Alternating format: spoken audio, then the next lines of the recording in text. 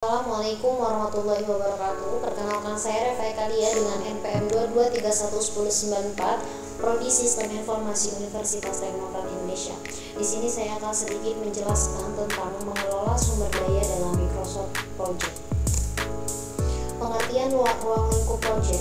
Sumber daya dalam Microsoft Project adalah elemen penting yang mencakup semua kebutuhan project untuk menyelesaikan tugas seperti tenaga kerja, peralatan, bahan, dan biaya. Tenaga kerja merujuk pada individu atau tim yang melaksanakan pekerjaan. Peralatan mencakup alat atau mesin yang digunakan. Bahan adalah sumber daya habis pakai seperti material konstruksi. Sementara biaya mencakup pengeluaran tetap seperti konsultan atau perjalanan. Dengan mengelola sumber daya secara efektif, Microsoft Project memungkinkan pemantauan dan alokasi sumber daya agar project dapat berjalan sesuai jadwal, anggaran, dan mencapai hasil yang diinginkan. Pentingnya mengelola sumber daya dalam Microsoft Project. Mengelola sumber daya di Microsoft Project sangat penting untuk memastikan bahwa tenaga kerja, peralatan, bahan, dan biaya alat dialokasikan secara efisien. Hal ini membantu menghindari overallocation, meminimalkan konflik jadwal, serta mengontrol biaya project.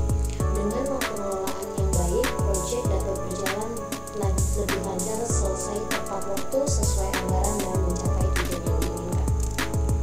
Nah, untuk langkah-langkah mengelola sumber daya project dalam Microsoft Project, yang pertama adalah pada tab tugas di Microsoft Project, temukan panel tampilan, lalu klik untuk mengubah tampilan dari bagan ke lembar sumber daya dan tambahkan informasi sumber daya seperti berikut.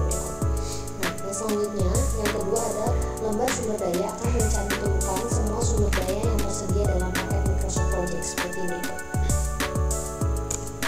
Yang ketiga yaitu kembali ke tampilan bagan GAN, di mana orang-orang di kolom nama sumber daya telah diperbarui dan menu tarik turun kini mencerminkan keempat sumber daya, bukan 3 sumber daya semula, meskipun sumber daya keempat belum diberikan tugas apapun, seperti gambar berikut.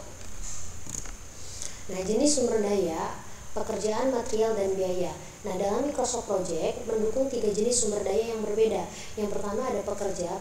Pekerja itu seperti orang, peralatan, dan fasilitas yang ditugaskan dalam penyelesaian sesuatu tugas. Yang kedua ada material. Material itu adalah barang fisik atau masukan lain yang dibutuhkan untuk menyelesaikan suatu tugas.